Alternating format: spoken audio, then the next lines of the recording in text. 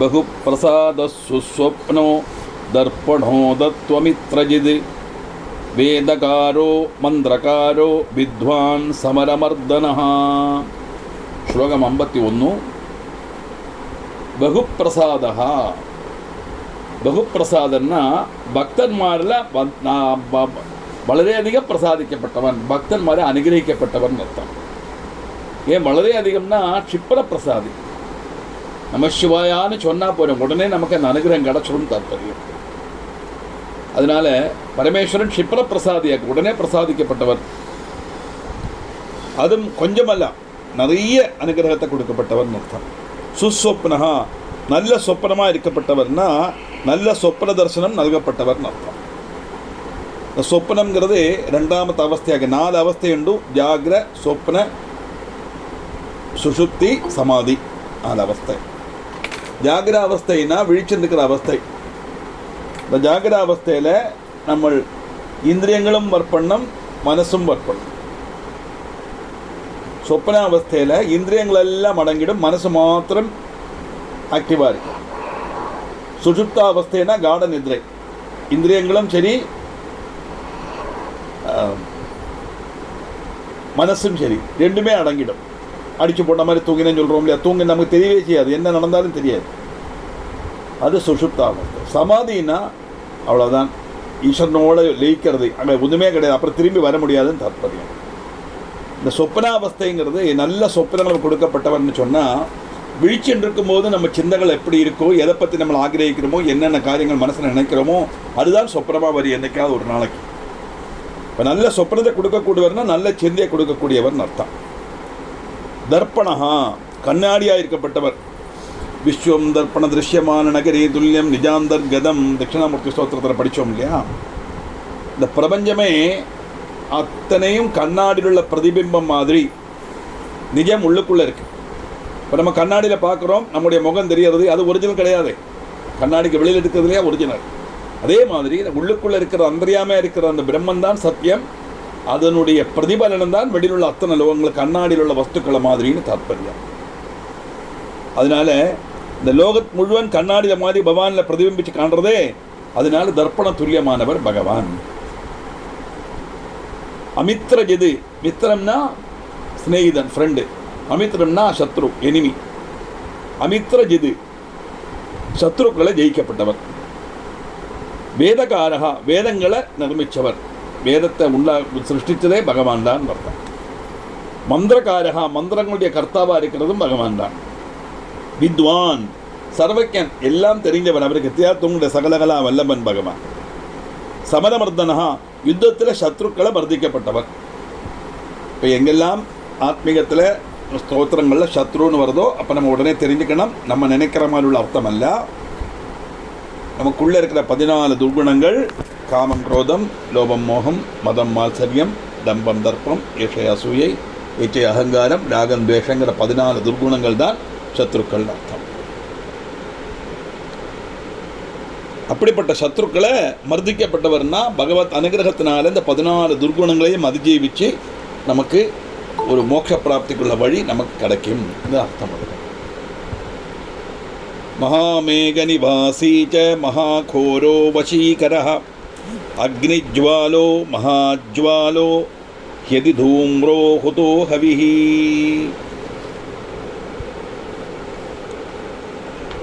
அக்னிஜ்வாலா, மகாமேக நிவாசி. மகாமேகன்னா பிரளய காலத்தில் மகாமேகங்களில் வசிக்கப்பட்டவர் அப்படின்னு சொன்னால், லோகசம்ஹார காலத்தில் பயங்கரமான வருஷத்தை உண்டாக்கப்பட்ட மேகமாக்கும் மகாமேகம். சமுத்திரமும் பொங்கும், அதே நேரத்தில் மழையும் பெய்யும் பயங்கரமாக. இந்த மேகத்தை பிரவர்த்திப்பிக்கிறதும் பகவான் தானே. அந்த சம்ஹாரமூர்த்தியான சிவன் தான் அதை பிரவர்த்திப்பிக்கிறார் தாத்பரியம். இப்போ அண்ட சராச்சரங்களும் ஜலத்துக்கடியில் போக அந்த பூமியில் உள்ள எல்லா ஜீவஜாலங்களையும், அத்தனை புழு பூச்சியிலேருந்து ஆன வரைக்கும் உள்ள அத்தனை ஜீவஜாலங்களையும் தன்னுடைய உதரத்தில் வச்சு சம்ரட்சிக்கக்கூடியவர் பகவான். மேகங்களில் மின்னல்களும் உள்ளதாயிட்டு ஸ்ரீருத்ரத்தில் உண்டு. இந்த மின்னல், இடி, இது எல்லாமே பகவானுடைய சிருஷ்டி தான் அப்படின்னு தாற்பயம். மகாகோரகா, அது பயங்கரமான ஸ்வரூபத்தோடு கூடினவர். இந்த மகாபிரளய காலத்தில் அந்த லோகத்தை முழுவன் தன் வயிற்றுக்குள்ளே வச்சுக்கிறார் இல்லையா, ரொம்ப பெரிய ரூபம் பண்ணமே. அதனால் மகாகாரகா, மகாகோரகா, வஷி, எல்லாத்தையும் வசத்தாக்கப்பட்டவர், நியந்திரிக்கப்பட்டவர் அர்த்தம். இன்னொன்று ஜிதேந்திரியன் அப்படின்னு அர்த்தம். பகவான் இந்திரியங்களை ஜெயிச்சவன் அப்படின்னு சொன்னால், சிவபக்தனாக இருக்கப்பட்ட நம்ம சிவனை ஸ்தோத்திரம் பண்ணி பூஜை பண்ணுறதுனால காலப்போக்கில் நமக்கு இந்திரியங்களை அடக்கிறதுக்குள்ள கழிவு நமக்கு வரும். we will be able to control our sense organs. அந்த சென்ஸ் ஆர்கன்ஸை கண்ட்ரோல் பண்ணால் தான் மைண்டை கண்ட்ரோல் பண்ண முடியும். மைண்டை கண்ட்ரோல் பண்ண முடிஞ்சால் தான் நமக்கு அட்டாச்மெண்ட் இல்லாமல் ஆகும். அட்டாச்மெண்ட் இல்லை ஆனால் தான் நமக்கு லௌகிகத்திலிருந்து டிட்டாச் ஆக முடியும். லௌகிகத்தில் டிட்டாச் ஆனால் தான் ஆத்மீகத்தில் அட்டாச் ஆக முடியும். ஆத்மீகத்தில் அட்டாச் ஆனால் தான் மோட்சம் கிடைக்கும். இதுதான் வழி. அதுக்கெல்லாம் முதல்ல என்ன பண்ணணும்னா இந்திரியங்களை கட்டுப்படுத்தணும். எல்லாம் பார்க்கணும், எல்லாம் கேட்கணும். ஆனால் வேண்டது மட்டும்தான் மனசில் பதியப்படும். மற்ற இடத்துல கவனம் செலுத்தப்படாது. தாற்பயம் அது கொஞ்சம் கஷ்டமான காரியம்தான். அந்த இந்திரியங்களை அடக்கிறதுக்கு கழிவு வரணுமானா ஈஸ்வராதீனத்தினால், ஈஸ்வர பிரார்த்தனையினால், பகவத் அனுகிரகத்தினால தான் கிடைக்கும். அந்த அனுகிரகத்தை கொடுக்கப்பட்டவர் ஆனத்தினால வஷி. கரஹா, எல்லாத்துக்கும் கார்த்தாவாக இருக்கப்பட்டவர், எல்லாத்தையும் நடத்தப்படுறது அவர் தான். சம்ஹாரகாரின்னு சொல்லலாம். எல்லாத்தையும் இல்லாமக்கிறன்னா எல்லாத்தையும் தனக்குள்ளே லயிப்பிக்கப்பட்டவன் அர்த்தம். சம்ஹரிக்கிறதுனா நசிப்பிக்கிறதுங்கிற அர்த்தத்தில் எடுக்கப்படும். இங்கே சம்ஹாரம்னா கொடுத்தது திருப்பி எடுக்கிறது. இந்த சரீரத்துக்குள்ள ஜீவனை வச்சு இந்த பூமியில் அனுப்பிச்சது பகவான். இந்த சரீரத்தில் ஜீவனை எடுத்து அவர் வச்சுப்பார்.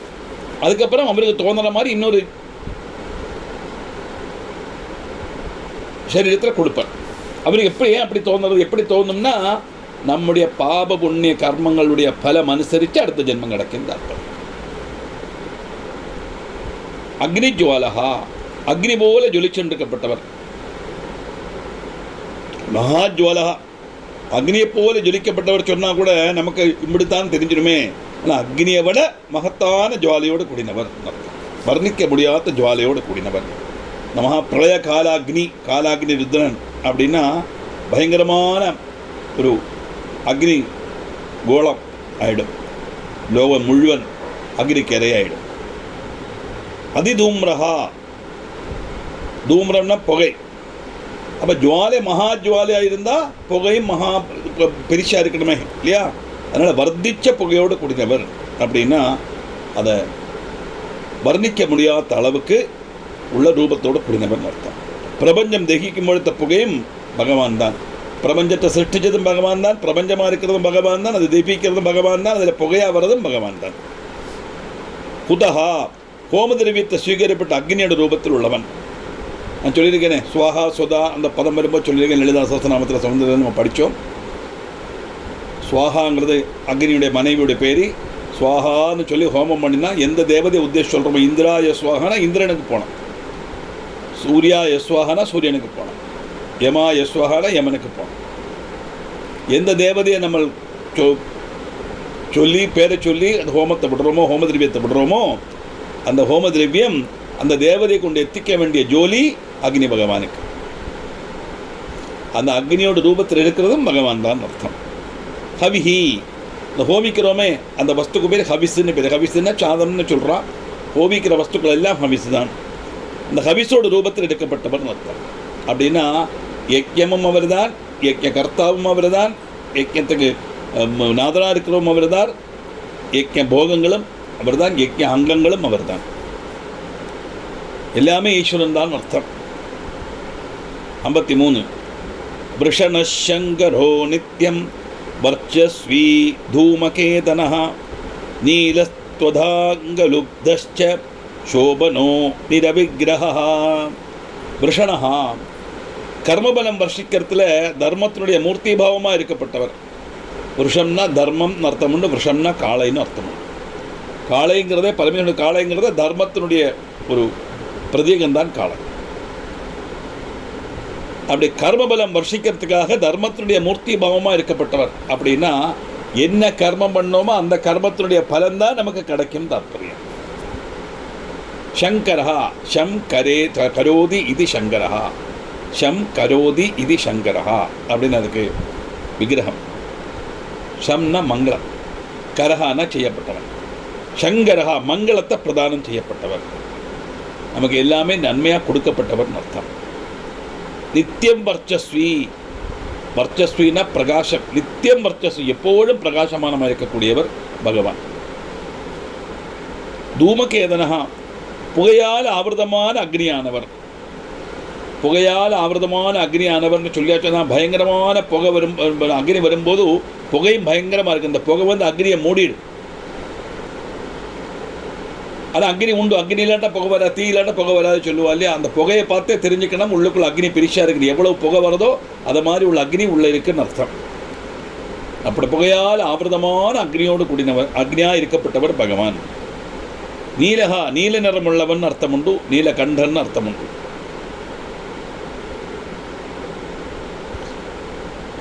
பரமேஸ்வரனை புத்திரனா ஜனிக்கணும் சொல்லி பிரம்மா தபஸ் பண்ணுறார். சிருஷ்டி தொடங்கும் போது ஒவ்வொன்றையா சிருஷ்டிக்கிறார். அப்படி ஹோமம் செய்து இருக்கும்போது பிரம்மாவோட நெற்றியிலேருந்து 2 வியர்ப்ப துள்ளி அக்னியில் விழுந்தது. அது ஆத்தியம் லோகிதமாயும் பின் நில நேரமாயும் பவிச்சது. அந்த துள்ளிகள் தான் பரமேஸ்வரனாக பிரத்யட்சப்பட்டது தாத்பரியம். அப்படி நீல நிறத்தில் உள்ள கண்ணீர் துள்ளியிலேருந்து வந்ததுனால அவருக்கு நீலகண்டன் அப்படின்னு பேர் போட்டிருக்கான். நீண்ட நிறம் உள்ளவன் அர்த்தம். இன்னொரு அர்த்தம் அப்படின்னா, காலகூட விஷத்தை பானம் பண்ணின உடனே பார்வதி வந்து கழுத்தில் பிடிக்க, அந்த கழுத்தை அப்படியே இந்த குளிர்மையான கையால் கழுத்தை பிடிச்ச உடனே அந்த விஷமானது உறைஞ்சி அங்கே கட்டப்படித்து அங்கே இருந்துருக்கும். முழுங்கினா அண்ட சராச்சரங்களும் இப்போ நம்ம பார்க்குற மாதிரி உள்ள நிறைய அண்ட சராச்சரங்கள், வயிற்றுகள் உள்ள கோடிக்கணக்கில் அண்ட சராச்சரங்கள் பஸ்பமாயிடும். அது வெளியில் வந்தாலோ இந்த லோகம் முழுவதும் அழியும். அப்படி வெளியில் லோகம் அழியப்படாது, உதரத்தில் லோகம் அழியப்படாது. அப்படி பரோபகாரம் நாலம்பா பரமோபகாரகமிதம் வேகம் பசூனாம் பதேன்னு சிறுவானந்தரில் வர்ணிக்கிறார். வெளியுள்ள லோகம் அழியப்படாது, உள்ள லோகம் அழியப்படாது சொல்லி ரெண்டையும் காப்பாற்றுறதுக்காகத்தான் விஷத்தை பகவான் பானம் பண்ணினார். அதுக்கு தொண்டக்கழியோடு நிற்க காரணம், உள்ள போனால் பாக்கிய ரோகமும் போயிடும். அல்லாமல் விஷம் உள்ள போனால் பரமேஸ்வருக்கு எதுவும் ஆயிடுங்கிற அர்த்தத்தில் அல்ல. அப்படி தப்பான ஒரு ப்ராப்பகண்டா இருக்குது, விஷயம் தெரியாமைக்கு சொல்லப்பட்டது. அப்படி கிடையவே கிடையாது. பரமேஸ்வருக்கு ஏதாவது ஆச்சுன்னா நம்மளாரு காப்பாற்றுவோம். இப்போ பரமேஸ்வரன்னா பிரம்மமாச்சு, அதுக்கு அழிவே இல்லையே, நித்தியத்துவம் உள்ளது அல்லவா அது. அப்போ அந்த தத்துவத்துக்கு அழிவே கிடையாது. அதனால் விஷம் அவர் ஒன்றும் பண்ணாது.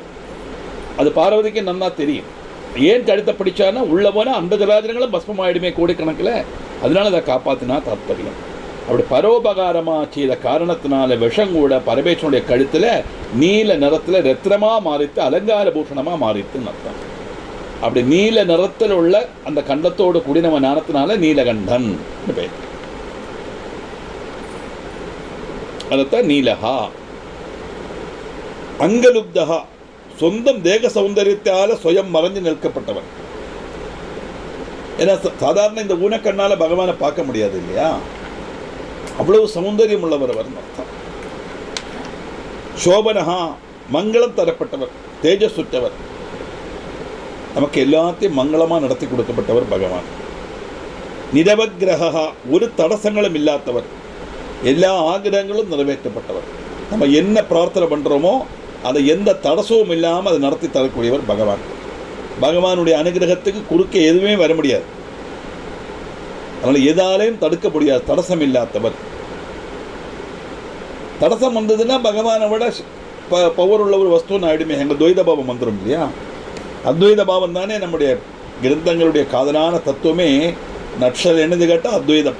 ஒன்று தான் உண்டு, பிரம்மம் ஒன்று தான் சத்தியம். ஜெகத் மித்யை பிரம்மைவ சத்தியம், அகம் பிரம்மாஸ்மி பிரம்மைவ சத்தியம், தத்துவமசி, இதெல்லாம் ஒரே அர்த்தம்தான். அப்படிப்பட்ட பரமேஸ்வரன் நம்முடைய ஆகிரகங்கள்லாம் நிறைவேற்றப்பட்டவங்கிற அர்த்தத்திலேயே நிரவக்கிரகா அப்படிங்கிற பதம்.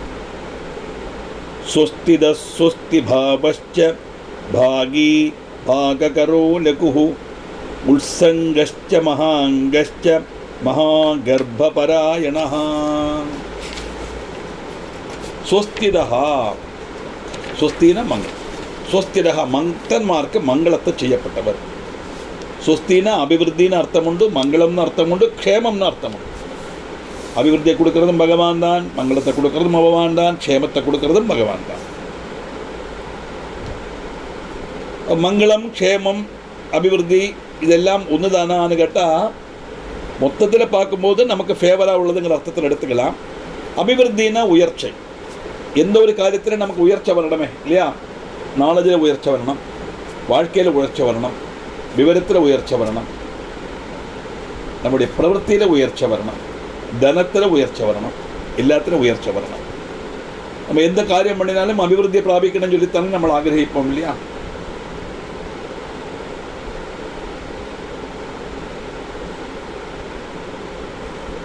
அதனால அபிவிருத்தின்னு அர்த்தம். மங்களம்னு சொல்லியாச்சுன்னா நமக்கு எல்லாத்தையும் நல்ல ரீதியில் முடிச்சு கொடுக்கப்பட்டது. ஒன்றுமே விக்னம் இல்லாமல் அபூர்ணமாகாமல் பூர்ணமாக எல்லா காரியத்தையும் செய்யிக்கிறதுக்குள்ள கழிவு செய்யப்பட்டது மங்களம். க்ஷேமம் அப்படின்னா சந்தோஷமாக சமாதானமாக எல்லாத்தையும் அனுபவிக்கிறது.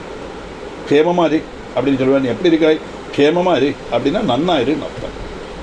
அது எல்லாமே அதில் வந்துடும். எல்லா ஐஸ்வர்யமும் உனக்கு உண்டாகட்டும், எல்லா ஐஸ்வர்யமும் உனக்கு கிடைக்கட்டும், கிடைச்ச ஐஸ்வர்யத்தை அனுபவிக்கிறதுக்குள்ள பாக்கியம் கிடைக்கட்டும், அதுக்குள்ள ஆரோக்கியம் கிடைக்கட்டும், அதுக்குள்ள ஆயுசு கிடைக்கட்டும், அதுக்குள்ள அவசரம் கிடைக்கட்டும். இதெல்லாம் கூட சேர்ந்து ஒற்றை வாக்கில் சொல்கிறது க்ஷேமமாக இரு அப்படின்னு. மகா பெரியவ அனுகிரகம் பண்ணுவோம். இப்படி தான் அனுகிரகம் பண்ணுவார். கை அப்படி வச்சுன்னு பார்த்துருக்கேன் இல்லையா? ஒரு கை அப்படி குளிச்சு அப்படி இப்படி தான் அனுகிரகம் பண்ணுவார். க்ஷேமமாக இரு, எப்போவுமே அப்படி 6 வருடம் க்ஷேமமாக இருங்கோ அப்படின்னு தான் சொல்லுவோம். கையை காணிச்சு க்ஷேமமாக இருங்கோ அப்படின்னு. க்ஷேமம் சொல்லியாச்சுன்னா எல்லாமே அதில் வந்துடும். அப்படிப்பட்ட க்ஷேமங்கிற கொடுக்கப்பட்டவர் ஆனத்தினால சொஸ்திதா க்ஷேமத்தை பிரதானம் செய்யப்பட்டவர். சொஸ்தி பாவகா மங்கள பாவத்தோடு கூடினவர் பரமாத்மான்னு அர்த்தம். மங்களத்தை ஒரு ரூபமாக நம்ம சங்கல்பிச்சோம்னா அதுதான் பரமேஸ்வரன். பாகி பாகிக்கப்பட்டவர். பாகிக்கப்பட்டதுல அதை டிவைடு பண்ணி கொடுக்கப்பட்டவர். என்னத்தை டிவைடு பண்ணுறார்? யஜ்ஞத்தில் ஹோமிக்கப்பட்ட ஹவஸில் சொந்தம் பாகத்தை அனுபவிக்கப்பட்டவர்னு அர்த்தம். இங்கே அதாக்க அர்த்தம். அந்த யஜ்ஞத்தில் ஹோமிக்கப்பட்ட ஹவிஸோட தன்னுடைய பாகத்தை அவர் அனுபவிப்பார். அந்தந்த தேவதைகளுக்குள்ள அந்தந்த தேவதைகளுக்கு போகும். எந்த ஹோமம் பண்ணினாலும் சிவனுக்கு கடைசியில் பலி வைப்பான்.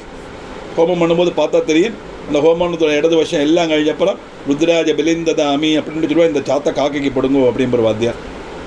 அது ருத்ரனுக்கு பலி வைக்கிறதாக்குனது. பாககரா பாகம் செய்யப்பட்டவன்.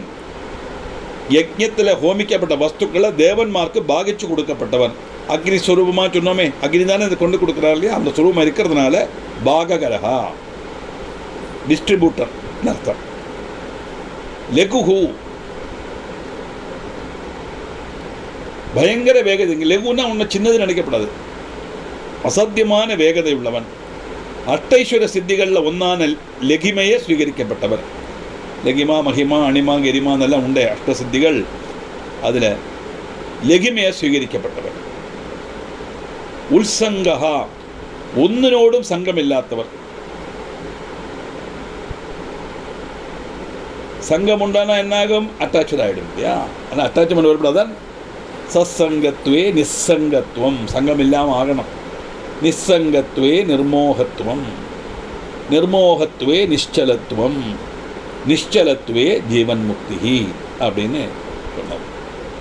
இப்போ சத்சங்க மரணம் இந்த மாதிரி நல்ல விஷயங்கள் சொல்லப்பட்ட இடத்துல போய் நம்ம சேர்ந்துக்கணும். அந்த குரூப்போடு இருக்கணும். அந்த குரூப்பு எங்கெல்லாம் டூர் போகிறதோ அவள் கூடலாம் போனோம். அப்போ தான் சத்சங்கம் பூர்த்தி ஆகும் இல்லையா? அப்படி போய் போய் போய் வரும்போது அந்த சத்சங்கத்தில் தான் நம்ம மனசு போமே வழி அது அல்லாத சங்கத்துக்கு போகாது. அது நிஸ்ஸங்கம். அப்படி சத்சங்கத்துவம் வந்தால் துஸ்ஸங்கத்துவம் வராதுதான் நிஸ்ஸங்கத்துவம்னு சொல்கிறோம். வேற கூட்டுக்கட்டு வராது. அப்படி சத்சங்கத்திலே இருக்கும்போது நிஸ்ஸங்கம் அறிவும் செய்யாது. அதே சமயம் என்னாகும்? நிர்மோகத்துவம். அந்த மோகங்கள் எல்லாம் குறைஞ்சு போயிடும். ஏன்னா மற்ற விஷயங்களில் வியாபிரதனானத்தானே மோகம் வரும். மற்ற விஷயத்தில் வியாபிரதன் ஆகாது. ஆனால் மோகங்கள்லாம் குறைஞ்சு போயிடும். அப்படி மோகங்கள் குறையும் போது மனசு நிശ്ചலமாயிடும். சஞ்சலம் இல்லாத மனசு நிശ്ചலம் அர்த்தம். எதில் எப்படி நிശ്ചலமாறுது? ஈஸ்வரனுடைய பாதார விந்தத்தில் திருட பக்தியோட நிശ്ചலமாறும். பிரம்மன் தான் சத்தியங்கிற உணர்வில் நிശ്ചலமாறும். இந்த ஜெகத் மித்தியங்கிற உணர்வில் நிശ്ചலமாறுது. சலிக்காமல் இருக்கிறது அர்த்தம். இந்த ஸ்ட்ராங் பிலீஃப் சொல்கிறோம் இல்லையா? அதுதான் அந்த நிശ്ചலத்துவம் வந்தால் ஜீவன் முக்தி ஆயிடும் தாத்பரியம். மகாங்கா மகத்தான அங்கங்கள் உள்ளவர். அது பகவானுடைய ஒரு விசேஷனம். மகாகர்ப்ப பராயணா ஹிரண்ய கர்ப்பனுடைய பரமமான ஆசிரமம். ஹிரண்ய கர்ப்பன்னா பிரம்மா. ஹிரண்யகர்ப்பனுடைய பரமமான ஆசிரியம்னா எல்லா பண்ல சதாச்சரங்களையும் அந்த தன் வயிற்றுக்குள்ளே வச்சு கர்ப்பத்தில் ஸ்திரீ எப்படி ஒரு கர்ப்பத்தில் தன் சிசு தங்கிப்போலோ அதே மாதிரி இந்த பிரபஞ்சத்தை முழுவதும் தன் உயரத்துக்குள்ளே வைக்கிறதுக்கு இவர் ஆராக்கம் இவர் ஆசிரியிக்கிறார்னா அந்த பிரம்மத்தை. அதை இங்கே சிவசகசரமானதுனால பரமேஸ்வரன், அதனால மகாகர்ப்ப பராயணா, அதை பாலிக்கப்பட்டவர் அர்த்தம். 55 கிருஷ்ணவர்ண சுவர்ணச்ச இந்திரியம் சர்வதேகினாம் மகாபாதோ மகாஹஸ்தோ மகாகாயோ மகாயசாஹ. கிருஷ்ணவர்ணா, கிருஷ்ணவர்ணத்தோடு கூடினவர். ருத்ரனுக்கு கிருஷ்ணவர்ணம்னு அதர்வ சிரசில் மந்திரத்தை சொல்லியிருக்கு. சிவன் கிருஷ்ண தர்சனங்கிற பேரில் அவதரித்ததாயிட்டும் நபகன் உடைய முன்னில் பிரத்யட்சப்பட்டதாயிட்டும் சிவபுராணத்திலும் கதைகள் இருக்கு.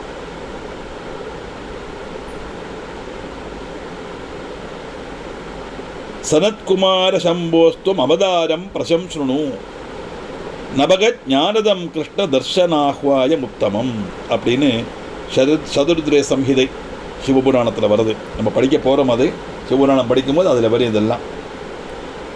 அதனால தான் சொன்னேன், இது அதோட அலைடு சப்ஜெக்டாக்கம் நிறைய பேர் சேரல. இல்லை பரவாயில்ல, நம்ம தெரிஞ்சவா தெரிஞ்சுக்கலாம்.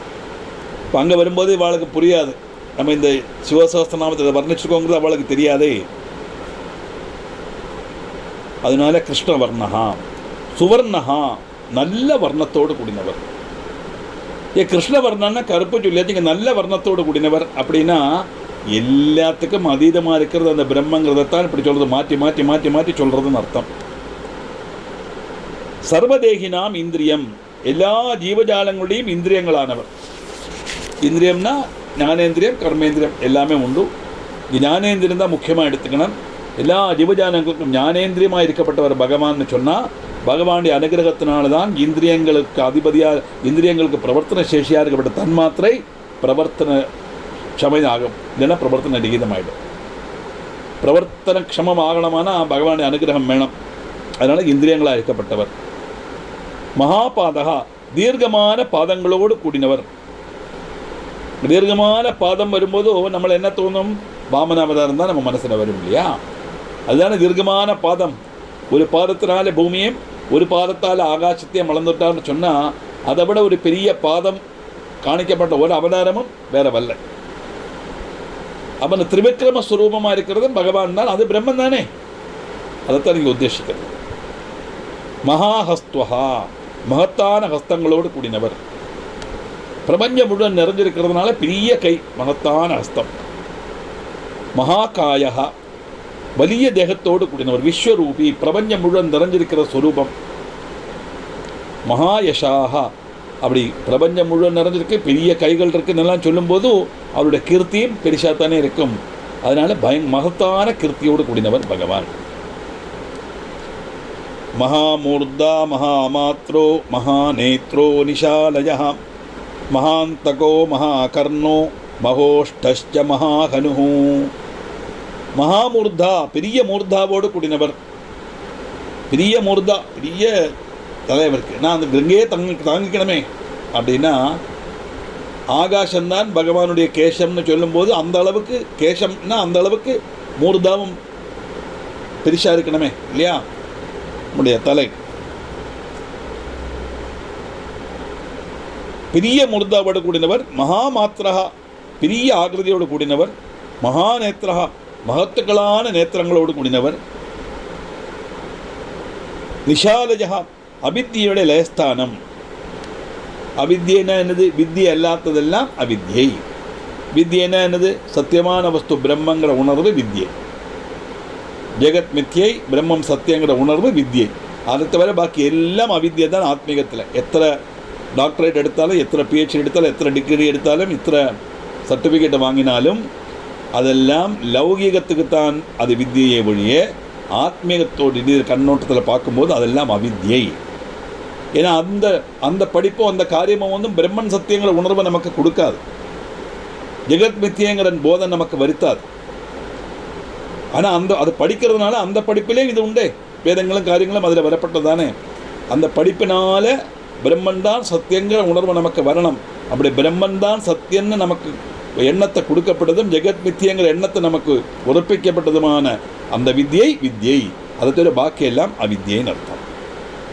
அப்படி அவித்யோட லயஸ்தானம்னு சொன்னால் பரமேஸ்வரனை ஸ்தோத்திரம் பண்ணுறதுனால, பூஜை பண்ணுறதுனால, பகவத் பக்தனாக இருக்கிறதுனால நமக்குள்ளே இருக்கிற அந்த அவித்யை பிரம்மத்தை மறைச்சி இந்த மித்தியான லோகத்தை சத்தியம் நம்ப வைக்கிறதே அந்த எண்ணத்தை அவர் எடுத்துருவார். ஆனால் அது இல்லாமாக்கிடுவார் தாத்பரியம். அதனால அவித்யோட லயஸ்தானம் அது நிஷாலயா. மகாந்தகா மகத்தான அந்தத்தை வருத்தப்பட்டவர். மகத்தான அந்தம்னா கல்பாந்தம். மகாபிரளய காலம், கலியுக அவசானம் 4,32,000 வருஷம் கலியுகம், 5,400 வருஷம் ஆயிருக்கு. 4,32,000 மைனஸ் 5,400 இனி பாக்கி இருக்கு. அது வரும்போது ஒரு மகா பிரளயம் உண்டாகும். இன்னொன்று, அவசானத்தை செய்யப்பட்டவர்னா எல்லா ஜீவனுக்கும் அவசானம் மரணம் இருந்தாலும் அதை விட அவசானம் ஒன்றுண்டு. இனி ஜென்மமில்லாത്ത ഒരവസ്ഥ, ഇനി മരണമില്ലാത്ത ഒരവസ്ഥ, മരണമില്ലാത്ത അവസ്ഥനെ ഇനി ജനനമില്ലാത്ത അവസ്ഥ, ഇനി ജനനമില്ലാത്ത അവസ്ഥയെന്ന മോക്ഷപ്രാപ്തി, ദീപബ്രഹ്മ ഐക്യം എന്നർത്ഥം. இப்படி கல்பாந்த காலம்னு எடுத்தாலும் பகவான் தான் அதுக்கு நாயகன், மோட்சத்தை கொடுக்குற இடத்துல அவர் தான் நாயகன். அதனால மகாந்தகன். இன்னொன்று அந்தகன்னா யமன், மிருத்யு. யமனுக்கே மிருத்யுவாக இருக்கப்பட்ட, மிருத்யுவுக்கு மிருத்யுவாக இருக்கப்பட்டவர் பகவான். மார்க்கண்டேய சரித்திரம் ஓரம் வந்துக்கணும். இந்த மார்க்கண்டேயனை உயிரெடுக்கிறதுக்காக யமபாசத்தை போடுறார் யமன். அது சிவலிங்கத்துக்கும் சுற்றி விழுறது. கோபம் வந்து அப்படியே சிவலிங்கத்தில் ஆவிர்பவிச்சு தன் இடது காலால் ஒரு சவிட்டு யமதர்மனுடைய மார்பு விளர்ந்து யமதர்மன் மரணப்பட்டு விடுறார். எல்லாரோட உயிரே எடுக்கப்பட்ட யமனை கொண்ட ஒரே ஒரு ஆள் பரமேஸ்வரன் தான். அதனால அவர் அந்தகாந்தகன் பேர். மகாந்தகன். மகாகர்ணகா பெரிய செவிகளோடு கூடினவர். மகோஷ்டகா பெரிய சுண்டுகளோடு கூடினவர். மகாஹனு பெரிய தாடியல்லோடு கூடினவர். அப்போ என்னது காணிக்கிறதுனா, இந்த பிரபஞ்சம் முழுவன் நிறைஞ்சிருக்கிறது ஈஸ்வர ஸ்வரூபமானத்தினால எங்கும் கண், பிரபஞ்சம் முழுவன் கண், பிரபஞ்சம் முழுவன் மூக்கு, பிரபஞ்சம் முழுவன் தாடி நிறைஞ்சிருக்கு தாத்பரியம். அது மட்டுமல்ல, எல்லா அங்கத்தை சொல்ற மகாநாசப், மகாகம்பு, மகாகிரீவ ஸ்மசானபாக், மகாவக்ஷா மகோரஸ்கோ யந்தராத்மா மிருகாலய. பெரிய நாசிகை உள்ளவர் மகாநாசார். மகாகம்பு, கம்புனா தொண்டை, கம்புகிரீவன் அப்படின்னு சொல்கிறோம் இல்லையா, சங்கோடு ஆகிருதில் இருக்கப்பட்ட கழுத்தோடு கூடினவன் அர்த்தம் கம்புகிரீவன். மகாகிரீவகா பெரிய கழுத்தோடு கூடினவர். மகா கம்புகுன பெரிய தொண்டையோடு கூடினவர். இந்த பிரபஞ்சத்தை முழுவன் தனக்குள்ள ஆக்கிக்கணுமே, அப்போ தொண்டை பெருசாக இருக்கணும் இல்லையா, விஸ்வரூபத்தினுடைய பாகம் அர்த்தம். மகாகிரீவகா வலிய கழுத்தோடு கூடினவர். ஸ்மசான பாக், ஸ்மசான பூமியில் வசிக்கப்பட்டவர். ஏன்னா அவருக்கு என்ன கைலாசத்தில் வசிக்கிறார் சொல்கிறாங்க, ஸ்மசான பூமியில் வசிக்கிறார் சொல்கிறார். அவர் எங்கே தான் இருக்கார் இப்போ? கைலாசத்தில் இருக்கிறதும் அவர் தான், வைகுண்டத்தில் இருக்கிறதும் அவர் தான், சத்தியலோகத்தில் இருக்கிறதும் அவர் தான், ஸ்மசானத்தில் இருக்கிறதும் அவர் தான், பூமியில் அத்தனை ஜீவஜாலங்களுக்குள்ளேயும் ஜீவனாக இருக்கிறதும் அவர் தான். பெரிய ஸ்மசான பூமியை வசிக்கப்பட்ட பிரத்யேகமாக சொல்லணும் அப்படின்னு சொன்னால், ஸ்மசானம்னா என்னது? கிரேவ்யார்ட் இல்லையா, எல்லாத்தையும் தகிப்பிக்கிறது. அதோடு தீர்ந்ததே. ஒரு மனுஷனுடைய அந்த லைஃபு தீர்ந்த உடனே அந்த சரீரத்தை எரித்து களையணும், அப்போ தான் அது பூர்ணதை ஆகும். அந்த சரீரம் இருக்கிற வரைக்கும் அவன் இருந்தாங்கிற ஒரு ஓரமை வந்துட்டு தானே இருக்கும். அந்த சரீரத்தை எரித்து களையணும். லயிக்கப்பட்ட இடம் அது, பஸ்மமாகப்பட்ட இடம் ஸ்மசானம். அந்த இடத்துல வசிக்கப்பட்டவர்னு சொன்னால், இங்கே ஸ்மசானம்னு சொல்லப்பட்டது ருத்ரபூமி, கிரேவியார்டுன்னெல்லாம் நம்ம ப்ராக்டிக்கலாக மனசிலாக்கினாலும், லௌகிகமாக தெரிஞ்சினாலும், ஆத்மீகமான அர்த்தம் என்னது அப்படின்னு கேட்டால், ஸ்மசானம்னு சொன்னால் 2 புருவ மத்தியில் இருக்கப்பட்ட 6ஆமத்து ஆதாரம் ஆக்ஞா சக்கரம். மூலம், சுவாதிஷ்டானம், மணிபூரகம், அநாகதம், விசுத்தி, ஆக்ஞாங்கிற 6ஆமத்து சக்கரம் தான் ஸ்மசானம். அங்கே தான் பரமேஸ்வரனுடைய வாசஸ்தலம். அங்கே வசிக்கப்பட்டவர் அர்த்தம். ஏன்னா அங்கே தான் அம்பட்டு வாசனைகளும் அழியிறது, எல்லாம் இல்லாமகப்பட்ட இடம். அதுதான் ஸ்மசானம். அதனால் அதுக்கு ஸ்மசானம்னு பேர். அதில் வசிக்கப்பட்டவன் அர்த்தமே ஒழிய அல்லாமல் பணத்தை எரிக்கப்பட்ட இடத்துல வசிக்கப்பட்டவன் அர்த்தத்தில் அல்ல அதை எடுக்கணும். மகாவக்ஷாக விஷாலமான மார்போடு கூடினவர், பரந்த மனசு. மகோரஸ்கா பெரிய மாரிடத்தோடு கூடினவர். விஷாலமான மாரிடம், பெரிய மாரிடம். വിശാലവും ഉണ്ട്, നല്ല ഉയർന്നും എടുക്കും താല്പര്യം. വക്ഷസും ഉരസും പര്യായ ശബ്ദങ്ങളായിട്ടാക്കും ശബ്ദവരിയിൽ കിടക്കുന്നത്. அதனால இங்கே உரசு சொன்னாலும் வக்ஷஸ் சொன்னாலும் ரெண்டு அர்த்தம் ஒன்று தான்.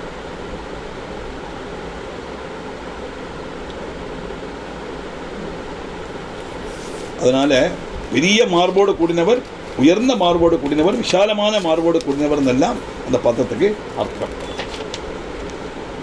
அந்தராத்மா, இந்த சரீரத்துக்குள்ள அந்தராத்மாவாக இருக்கப்பட்டவர், ஜீவாத்மாவாக இருக்கப்பட்டவர். பரமாத்மாவும் மருதான், ஜீவாத்மாவும் மருதான். இந்த சரீரத்தை ஒரு மரமாக எடுத்துட்டோம்னா அந்த மரத்தில் உள்ள ஒரு கொம்பு தான் ஹிருதயம். அந்த ஹிருதயத்தில் ரெண்டு கிளிகள் உட்காந்துருக்கும். ஒன்று ஜீவாத்மா, ஒன்று பரமாத்மா. பரமாத்மா எல்லாத்தையும் பார்த்துட்டுருக்கும், ஜீவாத்மா எல்லாத்தையும் அனுபவிக்கவும் செய்யும். அப்படி ஜீவன் போகும்போது இந்த பரமாத்மா இந்த ஜீவாத்மாவும் பரமாத்மாவும் சேர்ந்து தான் வெளியில் போகும். பரமாத்மா அப்படியே இருக்கும், ஜீவாத்மா இன்னும் மறுபடியும் இன்னொரு சரீரத்தில் போய் சேரும். அங்கே இந்த பரமாத்மாவுடைய அம்சம் வரும். இப்படித்தான் சிருஷ்டி போயிட்டே இருக்கும். அதனால் அந்தராத்மா. மிருகாலயா, மிருகம்னா இங்கே மான் அர்த்தம். அனிமல்ங்கிற அர்த்தம் எடுக்கப்படாது. மிருகம்ங்கிற வாக்கு சான்ஸ்கிரிட்டில் மான் அர்த்தம். மான கையில் ஏந்தின்றவர். இன்னொன்று மார்கணம் செய்யறதுக்கு ஆலயமாக இருக்கப்பட்டவர் மிருகாலயன். மார்கணம் செய்யறதுன்னா அன்வேஷணம். மிருகன்னா மார்கணம் செய்யப்பட்டவன், அதுக்கு ஆலயமாக இருக்கப்பட்டவர், நமக்கு வழிகாட்டியாக இருக்கப்பட்டவர் பகவான். எதை மார்கணம் செய்யணும்? பிரம்மந்தான் சத்தியங்கிற உணர்வோடு இந்த பிரம்மத்தை மனசிலாக்கிறதுக்காக உள்ள பிரவൃத்தி வழி, அதான் மார்கணம். அந்த மார்கணம் அன்வேஷணம், அன்வேஷிச்சு போனோம். நம்ம அடுத்த 19ஆம் சதகத்தில் இன்றைக்கி நான் அடுத்த நகலாசில் அதுதான் பார்க்க போகிறோம். பிரம்மதேவன் வந்து திடீர்னு பார்க்குறார், தாமரையில் உட்காந்துருக்கோம். நம்ம எங்கேருந்து வந்தோம்? தாமரை தான் தெரிகிறது. இந்த தாமரை எதில் நிற்கிறது தெரியலை. அந்த ரங்கத்தில் தாமரை மட்டும் தெரியுது, அது மேலே பிரம்மா உட்காந்துருக்காரு தெரியாது. இந்த தாமரை எங்கேருந்து வந்தது? பத்மநாபனோட நாபிலேருந்து தெரியும், ஆனால் அவரோட கண்ணுக்கு அது தெரியலை. ஆத்தியம் அதிர்ஷ்யமாக இருக்கு. அப்போ என்ன செய்யறாருன்னா, சரி இந்த தாமரை எப்படி வந்தது பார்ப்போம், தாமரைக்குள்ளோட போவோம்னு சொல்லி தாமரை நாளத்தோடு அவர் சஞ்சரிக்க போகிறாருன்னு அர்த்தம். அன்வேஷிச்சு போகிறாரு இல்லையா? அதனால் ஒரு விஷயம் நமக்கு தெரியலையானா அது என்ன நம்ம அன்வேஷிச்சு போவோமே. ஒரு அட்ரஸ் கொடுக்குறோம், பார்த்தா இப்போ மேப் இருக்கே, ஜிபே போட்டுன்னு போகிறோம் இல்லையா, நம்ம அந்த கூகுள் மேப்பை போட்டு நம்ம போகிறோமே. இது மார்க்கத்தை காட்டுறது, நம்ம போகிறது வழி காட்டுறது தான். இங்கே எதுக்குள்ள மார்க்கம்னா மோட்சத்துக்குள்ள மார்க்கம்னு அர்த்தம். அந்த மார்க்கத்தை காட்டுறதுக்கு ஆலயமாக நமக்கு ஆசிரியமாக இருக்கக்கூடிய ஒரு பகவான் ஆனத்தினால மிருகாலயா அப்படின்னு பதம். அடுத்து லம்பனோ லம்பிதோஷ்ட மகாமாயப் பயோநிதி மகாதந்தோ மகாதம்ஷ்ட்ரோ மகாஜிஹ்வோ மகாமுகः. லம்பனஹா, இந்த விஸ்வம் யாதொரு சக்தியில் தூங்கி கிடக்கிறதோ அவன். அந்த பிரம்மாண்டங்களுக்கெல்லாம் ஆசிரியஸ்தலமாக இருக்கப்பட்டவர் அர்த்தம். அந்த பகவான்கிற அந்த சக்தியில தான் இது அப்படியே உரைச்சு நிற்கிறது, தூங்கி கிடக்கிற தூங்கலாங்குருவி மாதிரி. அப்படி இந்த பிரபஞ்சத்துக்கு முழுவன் ஆதாரமாக இருக்கப்பட்டவர், விஸ்வத்துக்கே ஆதாரமாக இருக்கப்பட்டவர் பகவான். லம்பிதோஷ்டா, ஓஷ்டம்னா தூங்கி கிடக்கப்பட்ட சுண்டு, பெரிய சுண்டு, பெரிய வாயின்னு அர்த்தம். பிரளய காலத்தில் சமஸ்த லோகங்களே இங்கே ரசிக்கிறதுனால நீண்ட தூங்கி கிடக்கப்பட்ட பெரிய சுண்டுகளோடு உள்ள வாயோடு கூடினவர். மகாமாயா, மாயாவிகளுக்கும் மாயை செய்யப்பட்டவர்.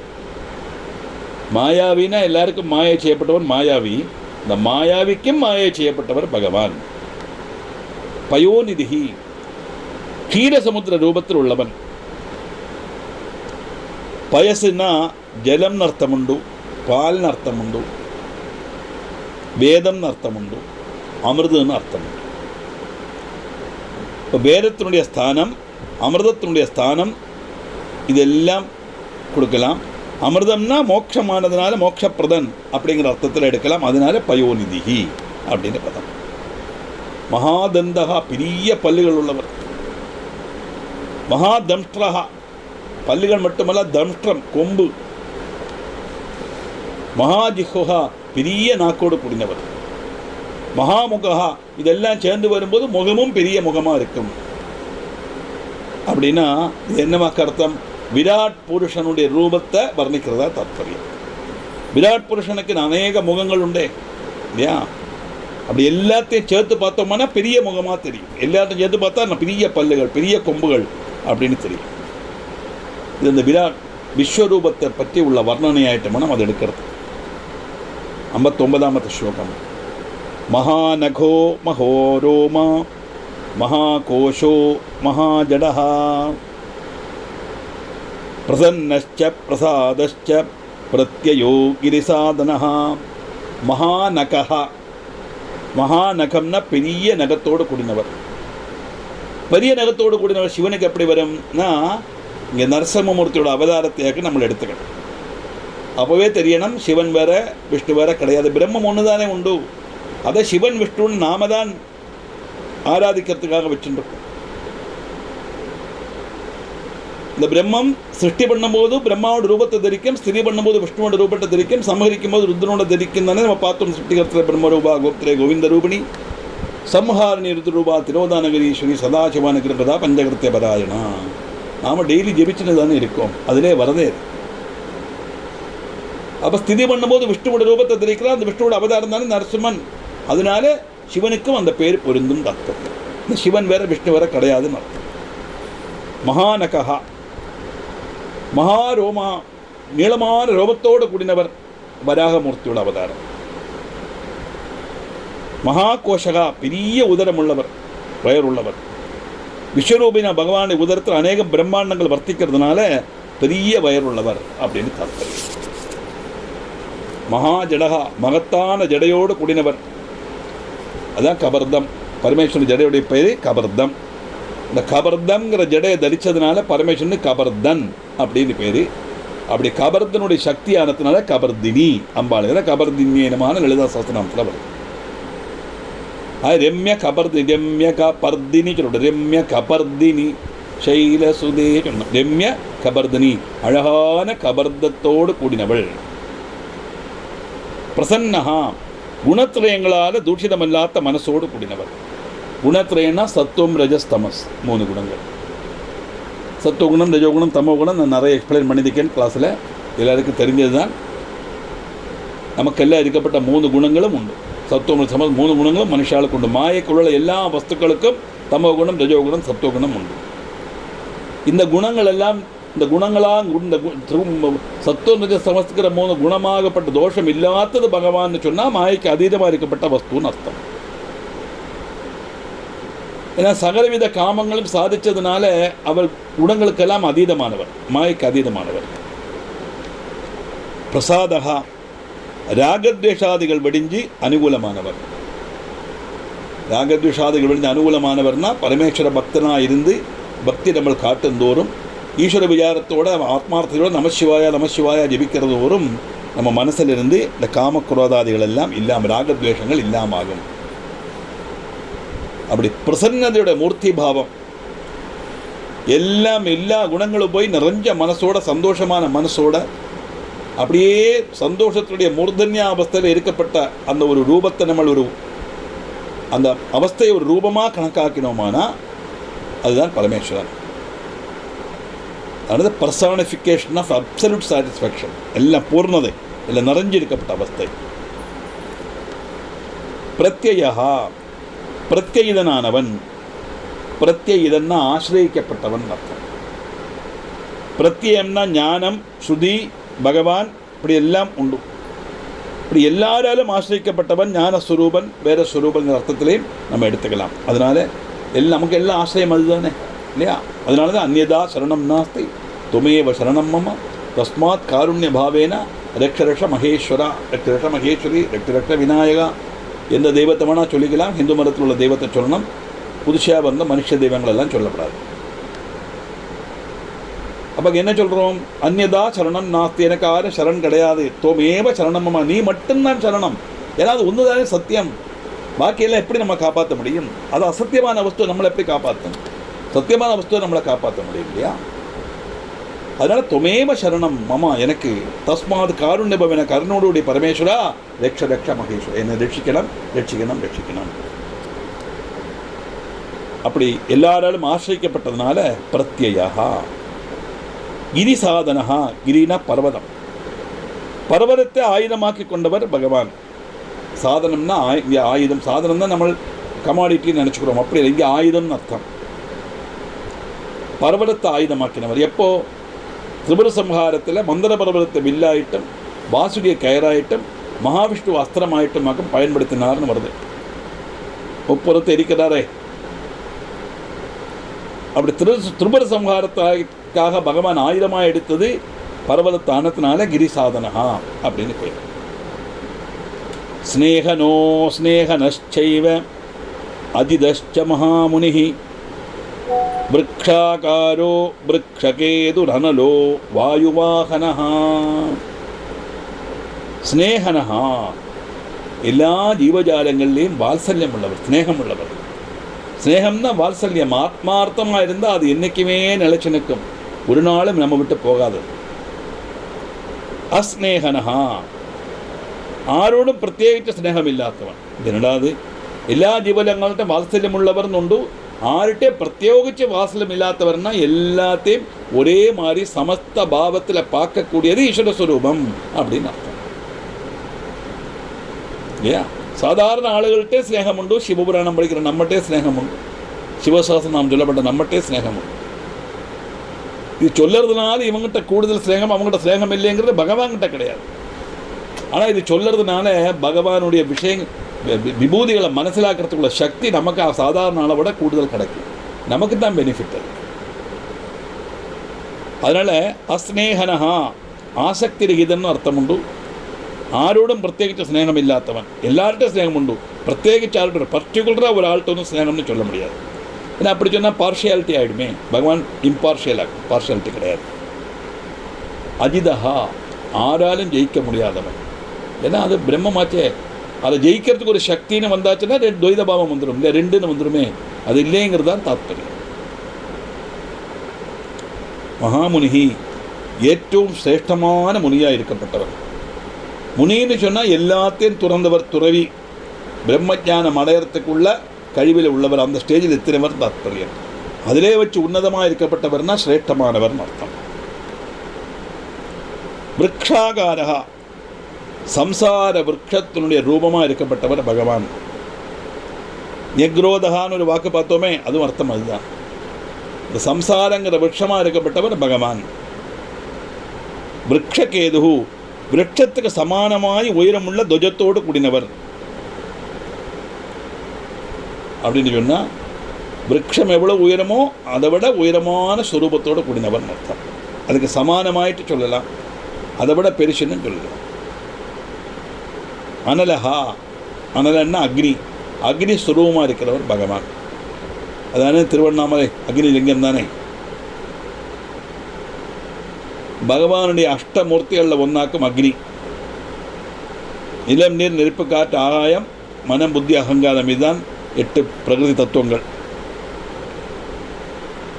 சம்ஹாரமூர்த்தியால காலானலும் சிவன் தான் மகாபிரளய காலத்தில். அதனால அனலஹா. வாயு வாகனஹா ஆவகம் முதலான 7 வாயுக்களை சலிப்பிக்கப்பட்டவர்னு அர்த்தம் உண்டு. யாதொருவன் பயந்து வாயு எல்லா பூதங்களையும் வகிக்கிறதோ அவன். யாதொருவன் பயந்தா பிரம்மத்தினுடைய